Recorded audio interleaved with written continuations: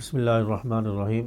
آج کی ویڈیو میں ایک راز بتانے لگا ہوں، اور اس ویڈیو کو آپ اسکپ نہیں کریں، درمیان میں پوری سنیں، انشاءاللہ آپ کو یہ ویڈیو اچھی لگے گی اور سمجھ آئے گی۔ تو آج کی ویڈیو میں راز کی بات ایک یہ ہے، وظائف کے اعتبار سے۔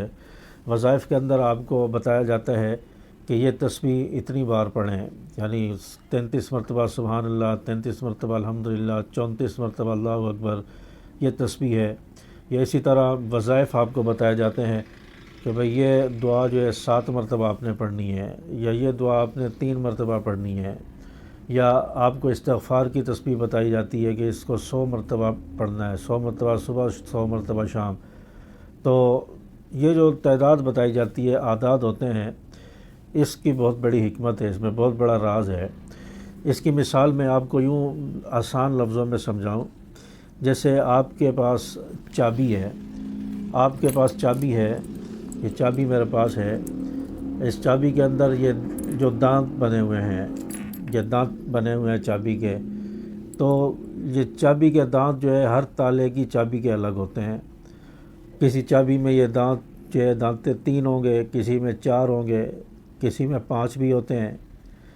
تو جو 3 دانت والی چابی ہے وہ اسی تالے میں لگے گی جو 3 دانتوں سے کھلتا ہے۔ جو 4 والی ہے وہ 4 والے تالے میں ہی لگے گی، تب وہ تالا کھلے گا۔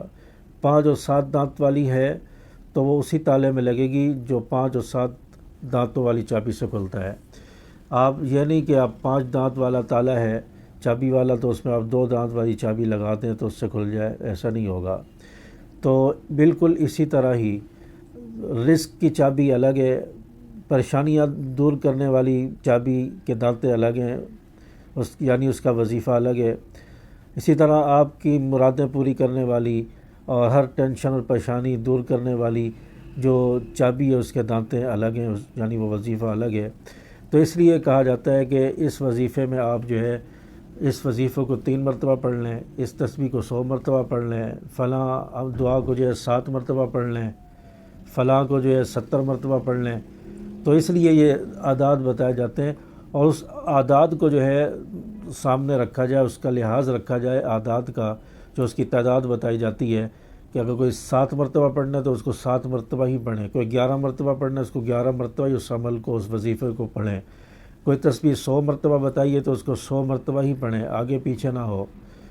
ہاں، استغفار جو ہے، استغفار کے بارے میں ہے کہ اس کو آپ جتنا زیادہ پڑھ سکیں اتنا زیادہ پڑھا جائے، لیکن اگر کوئی شخص، کوئی آپ کا جو ہے پیر ہے، کوئی بڑا ہے، وہ آپ کو بتاتا ہے، کوئی بزرگ بتاتا ہے کہ بھئی اس کو 100 مرتبہ ہی آپ نے استغفار اس وقت میں پڑھنا ہے، تو اس کو پھر 100 مرتبہ ہی اس وقت میں پڑھیں۔ اس کے علاوہ باقی آپ جو ہے استغفار کرتے رہیں، لیکن اس وقت میں آپ 100 مرتبہ ہی پھر اس کو پڑھیں۔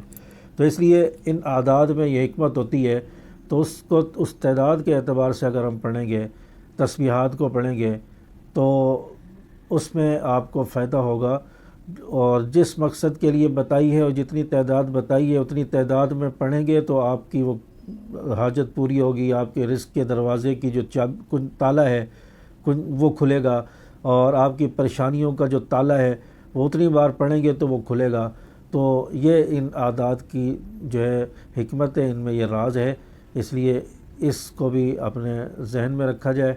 اور ویڈیو اچھی لگی ہو تو کمنٹس کر کے ضرور بتائیں، اور ویڈیو کو لائک اور شیئر کر دیں۔ السلام علیکم ورحمۃ اللہ وبرکاتہ۔